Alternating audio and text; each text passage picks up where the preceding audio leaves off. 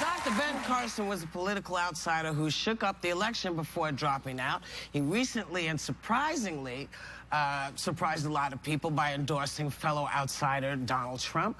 Please welcome to Hot Topics, Dr. Ben Carson. Hey.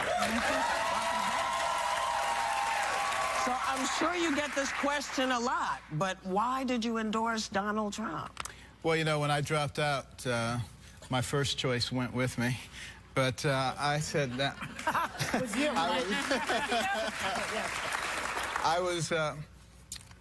I was going to remain neutral. But then I realized that, the political establishment was aligning to protect their turf. And they don't like the idea of people who are not beholden to them and who cannot be controlled coming into Washington, D.C. And that was one of the reasons they didn't like me very much, but I was easier to get rid of than Donald Trump. Sir, I hate to ask this question, but you have aligned yourself with a man who has bashed women, made countless racist remarks, and you're Ben Carson. Why would you align yourself with that? Well, you have to look at the good and the bad. There is no perfect person. No, I know that. But you look at when Donald Trump first went down to Palm Beach area, and a lot of the clubs down there would not accept Jews and blacks.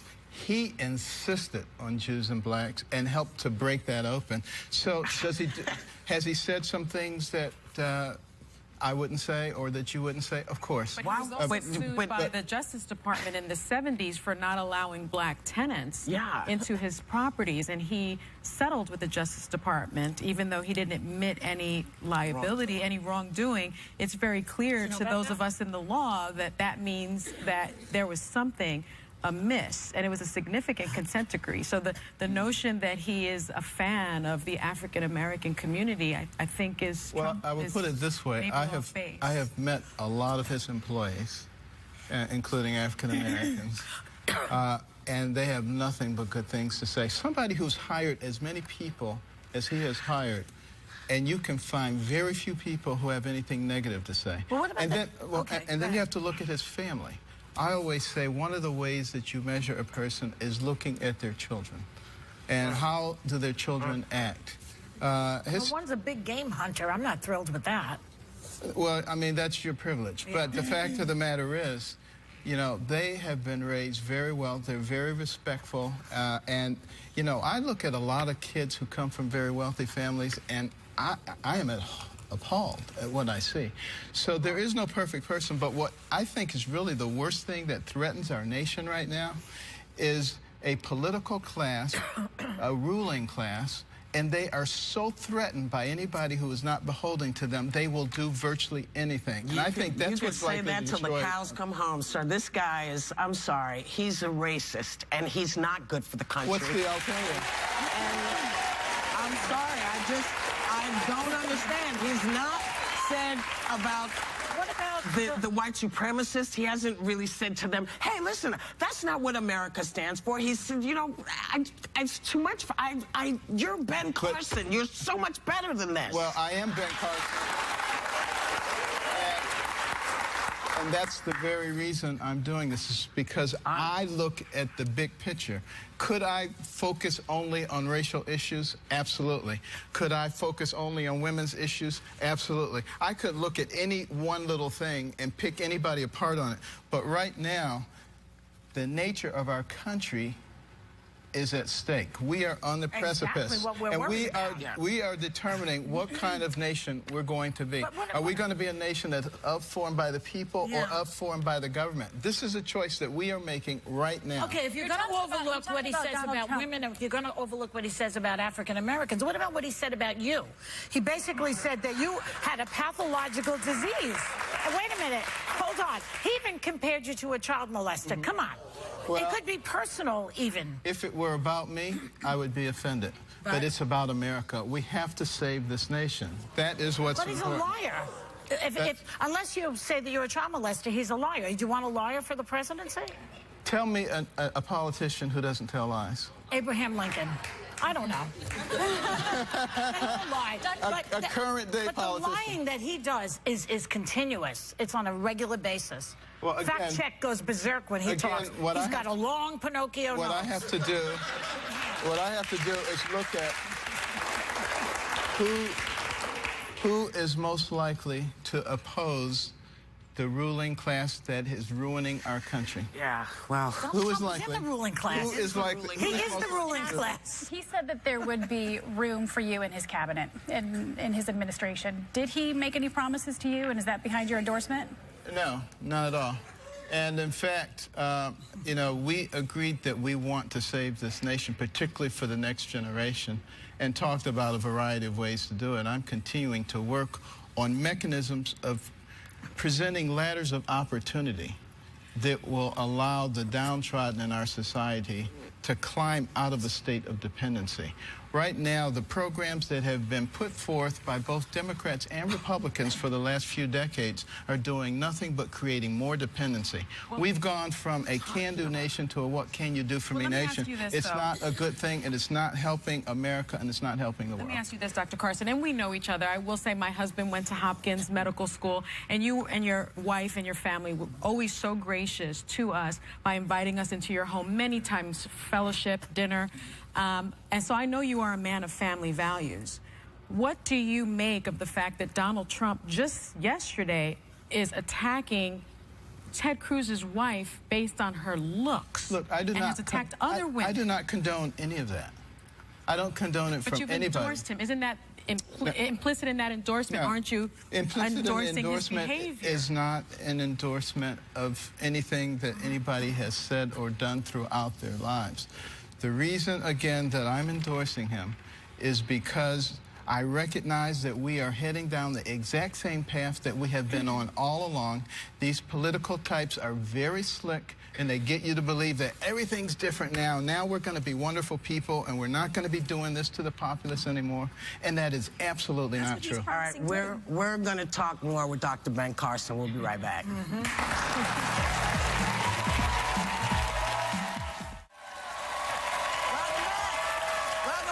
Back with Dr. Ben Carson. And I wanted to follow up. You talked about the endorsement. Was anything promised to you, and what role do you see yourself in?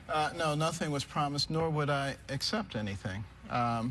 You know, the fact of the matter is, my interest all along, even in running for president, is to save this country for the next generation.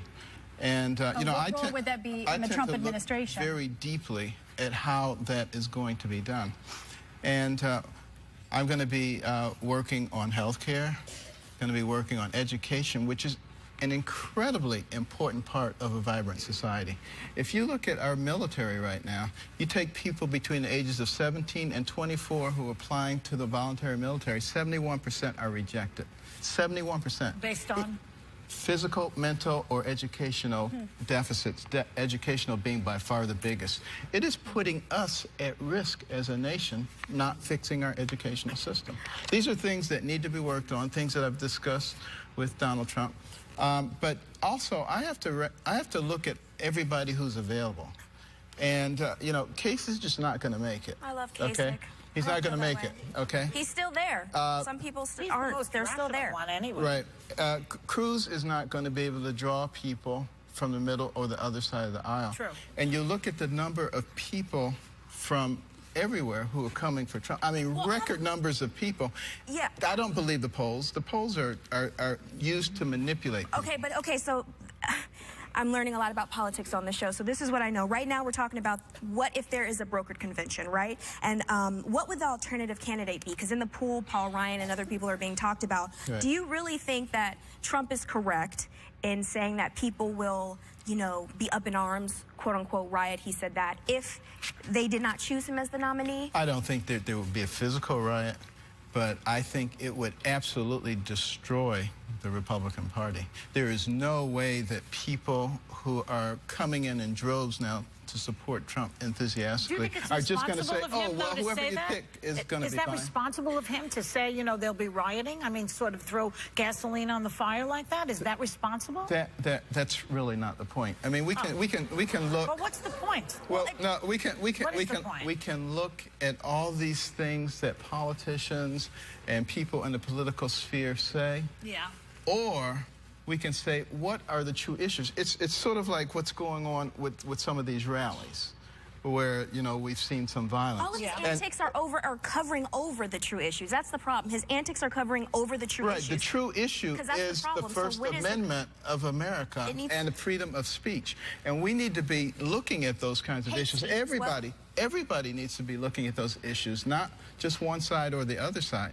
And the fact of the matter is, when you look at these rallies that are going on, do you ever see that happening in a Clinton or Bernie Sanders rally? They're not promoting. Why not? No, you don't. Why not? Why not? Because people on the right don't do that. People on the left do that. And people on the left don't say, you know, go punch him if you want to, or I take him out on a stretcher. I haven't heard that on the left. Yeah, but you're missing my point. What's your point? What is the point? What is it? You're missing the point. The point is that we have to focus on the things that are essential to America, like First Amendment rights, not personalities. That's the problem. We always want to focus on personalities. But you've met with Donald Trump behind closed doors. Have you seen any evidence that he's really not the bombastic, sort of baiting personality? You said there was a two. Are there two Donald Trumps? There are. Yeah. Well, which one is running for president? Which one? Who have you seen? Tell us who you have seen. Well, I have seen a man who's actually willing to sit down and engage in deep, serious conversations about the problems that affect our country. Well, why is he holding out on America? I have seen a man who actually recognizes that he doesn't know everything. And he doesn't think that's going to work in his election if he shows that side of him? Or is that more of like a male thing I have to show? Yeah, is that more of a male thing? I think you're going to see more of that side of him coming up. So he might be, did you notice in the last... He might be fooling his own constituency. Did you notice in the last debate that he wasn't nearly as bombastic? Yes. Did you notice that? I did. He's transitioning now into general election. But sir, you know, I think you're going to continue to see that. I'm sorry. But again, there's no perfect person. No, there isn't a perfect person, but if you're running for president of the United States of America, a country which has said to other countries, bring me the folks that you need who need freedom. We're here for you. When you talk about Mexicans being rapists and murderers, when you talk to women, if he had spoken to your wife the way he's spoken to some of these women, would you take that, sir? Let me tell you something. When you're very nice, you're very respectful, you talk about the real issues and not get into all these issues, where does it get you? It gets you where it got me. Nowhere, okay? No. So is that what this is about? No, it can't be about that. No, but here's my point. My point is he and some of the other politicians, they do what people want.